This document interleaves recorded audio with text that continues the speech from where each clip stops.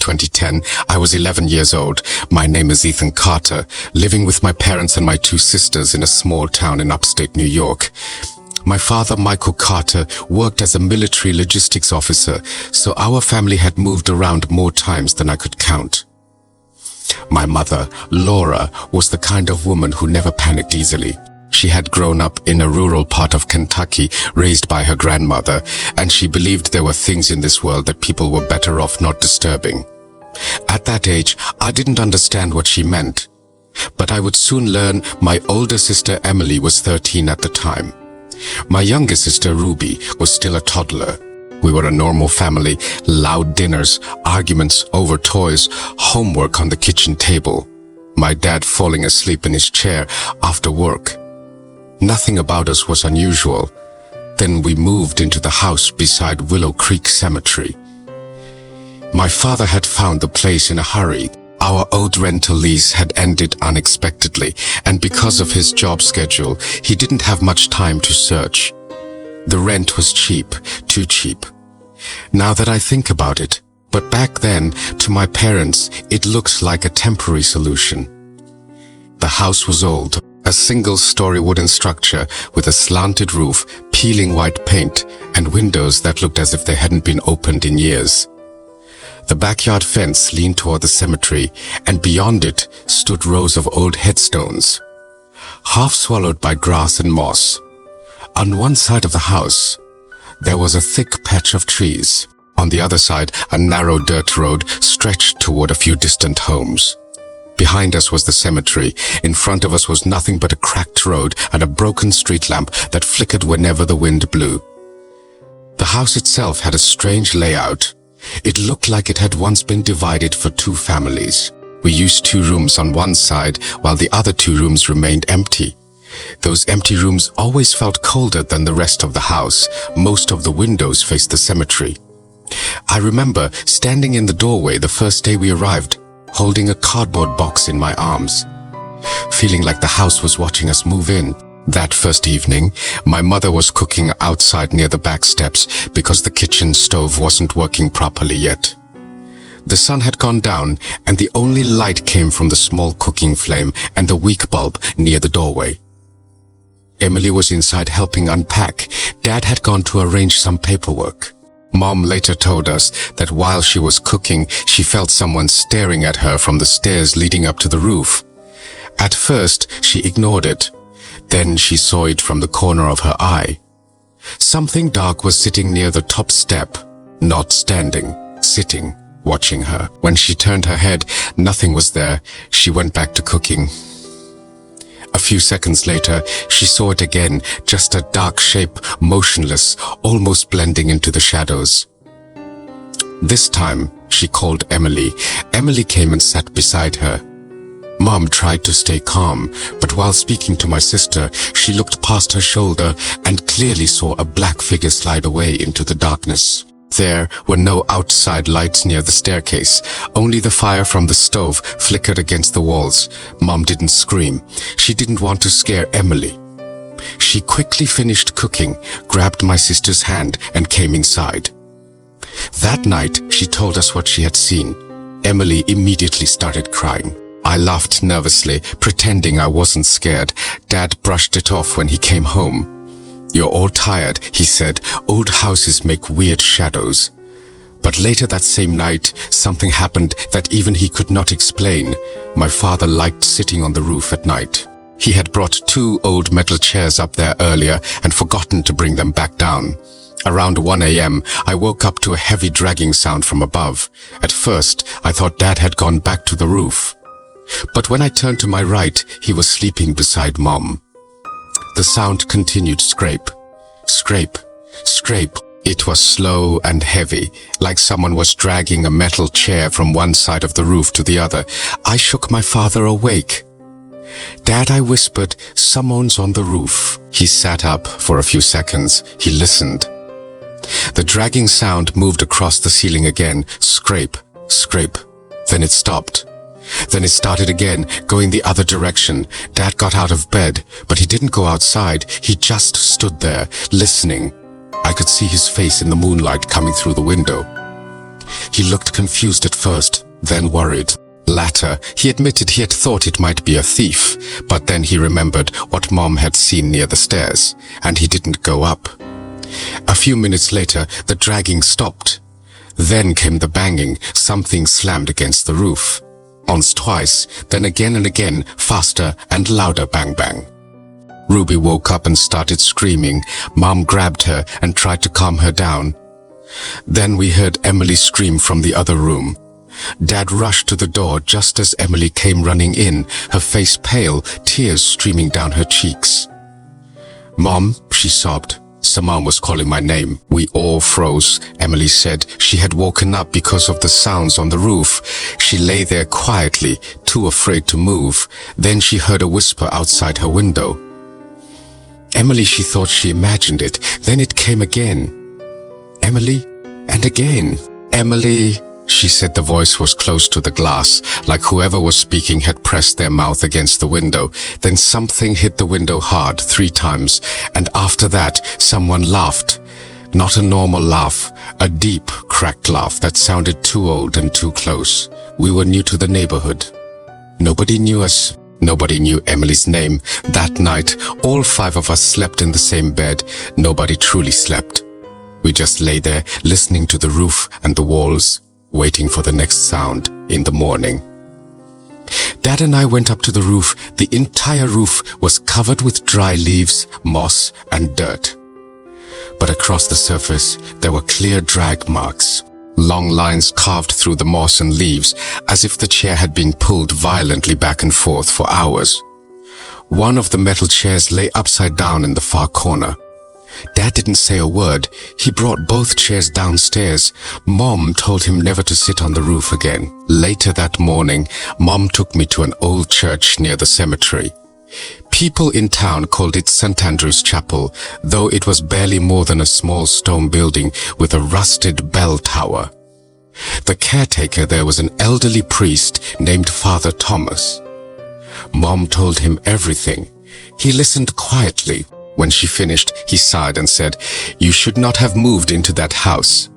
My mother asked him what he meant. Father Thomas looked toward the cemetery and said, "That land has a history. That house was built too close to the graves. Some people say part of the cemetery land was taken when the house was constructed. Families have tried living there before. None stayed long."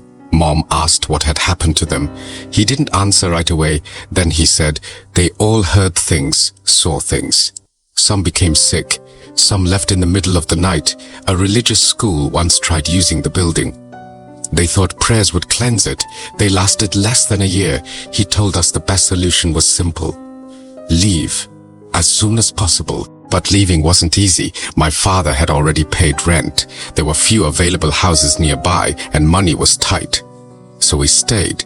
The next night was worse. It was a Thursday. Dad didn't have night duty, so he was home. Mom was cooking near the back steps again, and Emily was sitting beside her.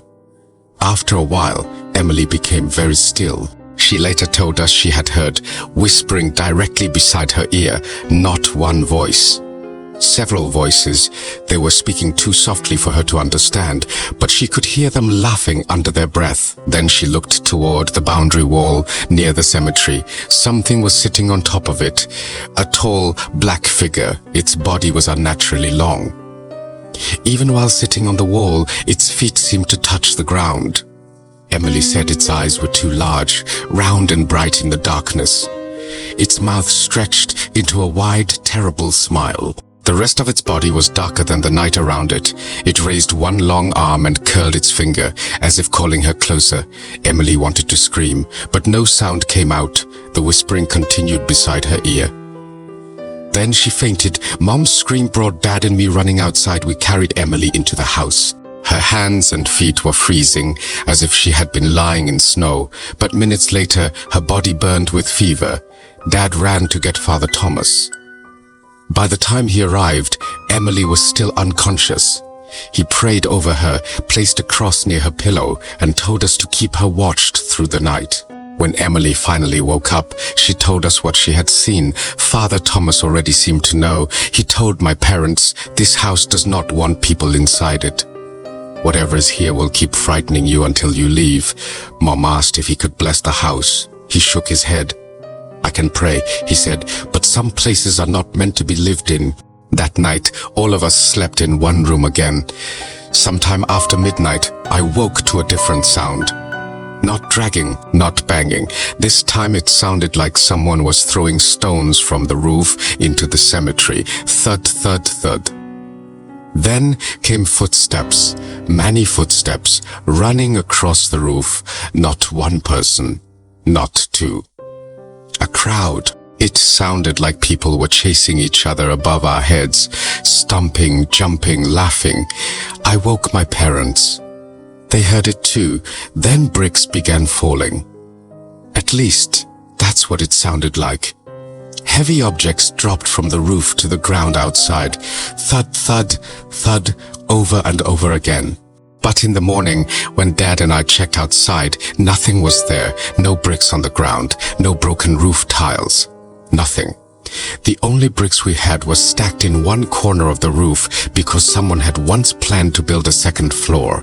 They were untouched. After that, the house became active almost every night. We heard footsteps in the empty rooms, whispers from the hallway, laughing near the windows. Sometimes Ruby would start crying exactly at sunset, and no matter what Mom did, she wouldn't stop until a certain time passed. Then suddenly, she would go quiet, as if whatever had been bothering her had left. A few days later, something happened to my father. It was late at night. Dad woke up to use the bathroom. To reach it, he had to pass through the empty side of the house, the two unused rooms that always smelled damp and cold. While he was in the bathroom, he heard knocking on the door. Two soft knocks. He thought it was one of us. He ignored it. Then it came again, knock, knock. Dad asked, "Who is it?" No answer. A few seconds passed. Then the knock came again. This time Dad raised his voice. "Who's there?" From the other side of the bathroom door, a woman's voice laughed. It was low, rough, and broken. Then it said, "Aren't you coming out?" Dad froze. The voice repeated, slower this time, "Aren't you coming out?" He stayed in the bathroom for a long time. Then he heard movement from the empty room next to him, people jumping, running, talking all at once. It sounded like a party was happening in a room that had been empty for weeks. Finally, Dad washed his face, gathered his courage, and opened the bathroom door. The moment he stepped out, everything went silent, completely silent. Then he noticed the door to one of the empty rooms was open. Nobody ever opened that door. He walked closer. Before he could look inside, the door slammed shut by itself. The sound woke my mother. She reached for Dad and realized he wasn't in bed. She woke me, and together we went searching. We found him lying unconscious on the floor outside the empty room, right beneath the window. Mom and I dragged him back to the bedroom. His skin was cold and damp. We splashed water on his face for what felt like forever. Near dawn, he finally woke. When Mom asked what had happened, Dad began shaking. He said after the door slammed, he turned to leave. The same laugh came back, only this time it was right beside his ear. He looked through the window of the empty room. And inside, hanging from an iron hook in the ceiling, he saw a man. The man looked exactly like him. Same face, same clothes, same body, but the thing hanging there was smiling. And it was the thing that had been laughing. Dad screamed and passed out. After that, none of us wanted to stay another night, but we had nowhere else to go immediately, so we were trapped in that house for almost a month. Every night brought something new. Sometimes someone would knock on the front door. When we opened it, nobody would be outside. Once, I opened the door thinking Dad had returned from work, only to find an enormous frog sitting perfectly still on the porch, staring at me. Other nights, footsteps ran from the dining room to the bathroom, back and forth, as if invisible children were playing in the dark. One night, Emily and I were sleeping in her room when something began pulling at our door. The knob twisted violently, the wood shook. Then came pounding, so hard that I thought the old door would break apart. I screamed for Dad. The pounding stopped instantly. That was the night I decided I couldn't stay there anymore. The next morning, I begged my parents to send me to my grandfather's house. At first, they refused, but I cried and argued until they finally allowed it. I stayed away for almost 2 weeks. When I returned, another family had moved into the empty side of the house. They didn't stay long.